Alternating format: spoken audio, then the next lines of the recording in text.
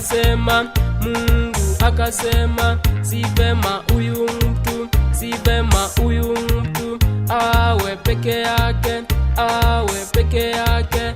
Nitamfanyia msaidizi, nitamfanyia msaidizi wa kufanana naye, wa kufanana naye.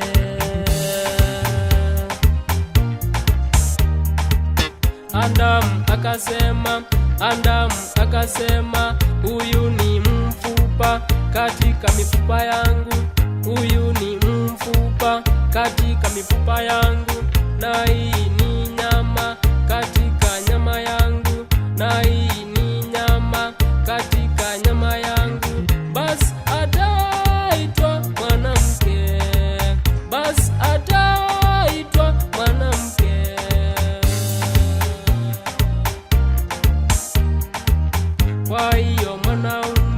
Kwa hiyo mwanaume ataacha wazazi, ataacha wazazi na kuambatana na mkewe, na kuambatana na mkewe.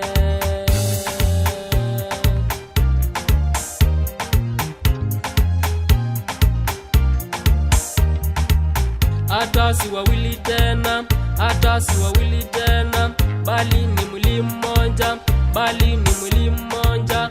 Basi wanadamu asiwatenganishe, basi wanadamu asiwatenganishe.